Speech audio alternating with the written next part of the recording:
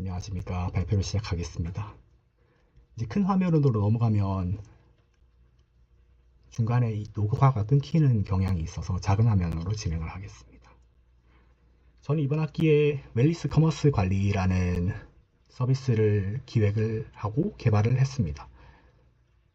이런 서비스를 기획하고 개발한 이유는 이제 스포츠 센터 같은 경우에 저희가 1년권을 쓰는 경우가 많은데, 그럴 경우에 센터가 언제 망하는지에 대해서 우리가 정보를 받아볼 수 없고, 센터 같은 경우도 안정적으로 운영을 하고 싶은데 정보를 잘 알기 어려운 그런 문제가 있습니다. 그렇기 때문에 이러한 문제를, 스포츠 센터 그리고 고객의 문제를 동시에 해결할 수 있는 방법에 대해서 고민을 하다가 이러한 서비스를 기획하고 개발했습니다. 기술 같은 경우는 제가 금융이나 IT 산업에 있으면서 어떤 설명 가능성에 대한 필요성을 느꼈고, 그런 설명 가능성이 온톨로지나 멀티 에이전트로 구현이 가능하다고 생각을 했습니다. 제가 반영한 기술은 보시는 것 같이 이렇게 4가지의 선행 연구를 기반으로 합니다. 웰리스 도메인 같은 경우는 맥킨지의 온톨로지, 멀티 에이전트, 그리고 웰리스 관련된 정보를 활용을 했는데, 그 중에서 웰리스 같은 경우에는 웰리스를 6가지 단계로 나누는 보고서가 있어서 맥킨지 보고서를 활용을 했고, 경영전략 프레임워크 같은 경우에는 외부 환경, 산업구조, 내부 역량, 이렇게 3가지 부분에 있어서 에이전트로 구현을 했습니다. 그리고 온톨로지 같은 경우에는 블룸버그 피보에서 공개하는 깃허브를 토대로 브릿지를 형성을 했고, 인공지능 같은 경우는 멀티 에이전트를 활용을 했습니다. 이제 이를 통해서 팔란티어의 파운드리와 비슷한 형태를 구현해보자 라는 것이 저의 목표였고, 그 핵심은 보시는 것과 같이 노드와 노드를 연결하는 엣지, 이렇게 3가지 트리플 구조로 데이터를 저장하고 활용하는 것입니다. 이를 통해서 할 수 있는 과정은 이제 밑에서부터 위로 올라가면 이러한 웰리스 서비스를 운영하기 위한 어떤 금융이나 기타의 기반을 마련하고, 이제 각 객체를 정의를 한 다음에 각 객체와 이제 금융상품을 정의를 하고, 마지막으로 이러한 객체와 금융상품을 토대로 어떠한 프로세스와 이벤트가 가능한지를 정의할 수 있습니다. 기존의 SQL 같은 경우에는 이제 2가지 어떤 정보와 정보를 키로 연결하는 그러한 구조로 인해서 정보의 부족함이 나타났는데요. 이제 그래프DB 같은 경우는 트리플 구조를 활용을 함으로써 이러한 정보의 부족 그리고 방향성을 조금 더 보여줄 수 있는 그러한 상태로 구현을 할 수가 있습니다. 이번 학기에 구현한 AI 아키텍처입니다. 쿼리를 먼저 입력을 하고, 그렇게 되면 오케스트레이터가 작동을 해서 3가지의 백엔드가 활용이 됩니다.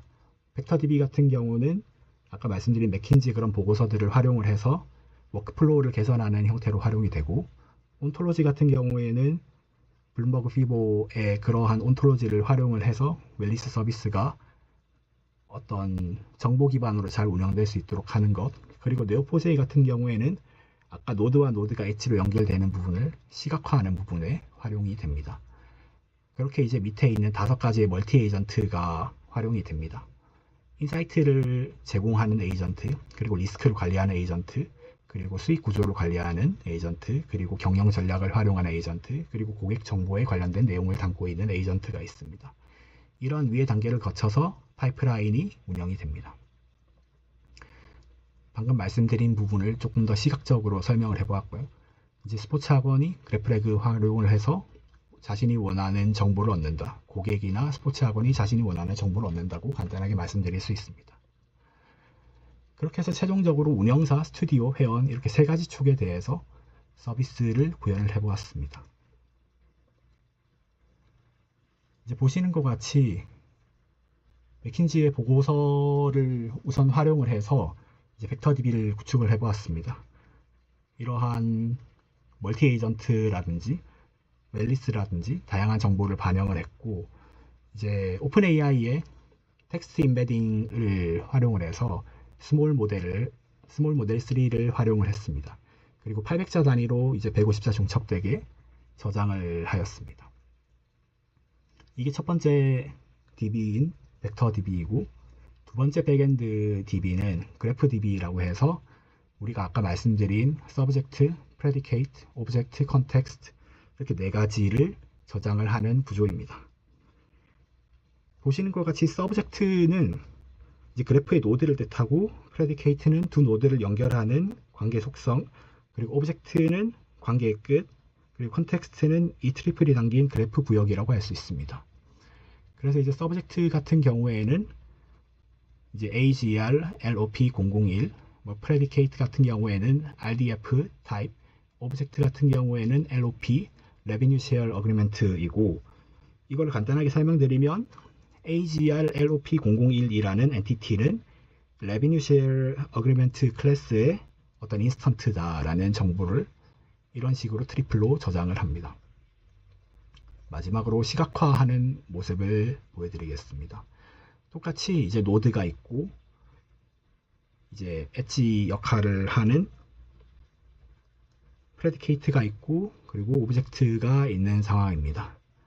그래서 이제 피트니스 프로그램이라는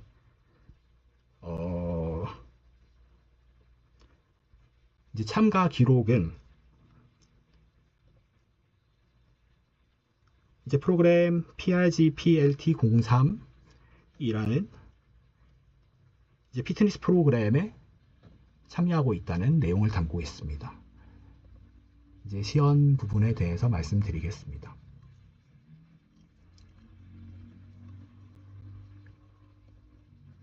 결국 이제 플랫폼과 스포츠 센터 그리고 멤버 이렇게 세 가지를 구축을 했고, 이제 플랫폼의 성장에 관한 부분, 그리고 플랫폼의 이제 리스크 관리, 그러니까 스튜디오가 이제 재정 등이 어떻게 되어 가는지에 관한 부분, 그리고 웰리스 같은 경우에는 스튜디오가 어떻게 지점을 넓혀 가는지에 관한 부분을 담고 있습니다.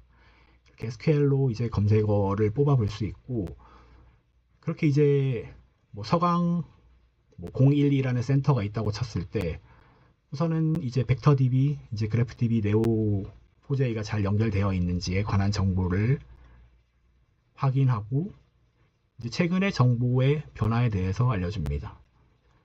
이제 뭐 결제 거절이 있는 경우에는 이제 위험 점수가 올라가고, 뭐 출석률에 관한 정보도 이슈가 있으면은 보고를 해주고, 재무 성과, 성장 기회 이런 부분들을 시각적으로 보여줍니다. 그리고 밑에는 이제 멀티 에이전트가 어떻게 돌아갔는지에 대한 내용인데요. 이제 뭐 경영 전략이라든지 리스크라든지 수익 구조, 그리고 웰리스 이런 부분들이 이제 멀티 에이전트 구조에 따라서 구현이 잘 되는 모습을 볼 수 있습니다.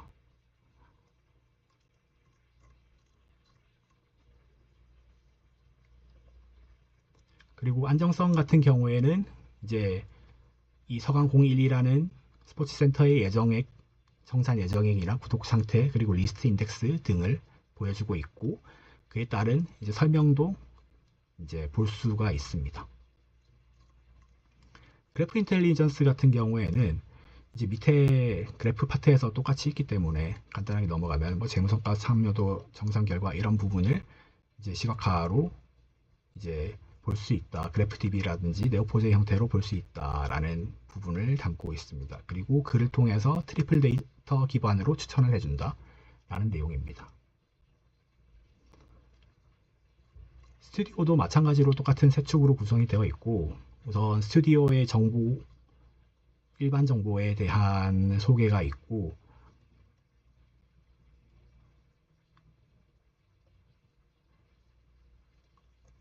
이제 스튜디오 멤버들에 대한 정보들이 있습니다. 뭐 멤버들이 얼마나 가입을 하고, 뭐 어떻게 운영을 잘 하고 있고, 이런 부분을 정보, 뭐 KPI, 뭐 출석률, 이벤트, 정책 이런 부분으로 이제 LLM으로 산출을 하는 모습이 있습니다.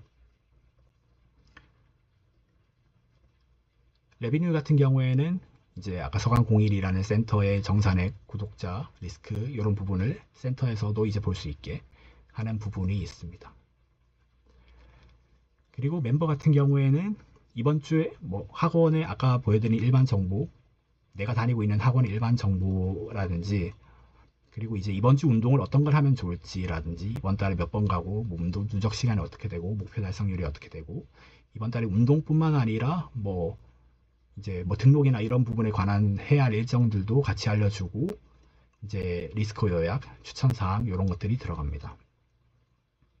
그래서 이 안전재정 같은 경우는 내가 다니고 있는 학원이 뭐 재정적으로 큰 문제가 없는지, 그래서 1년 회원권을 잘 쓸 수 있는지, 그런 부분에 대한 내용을 담고 있습니다.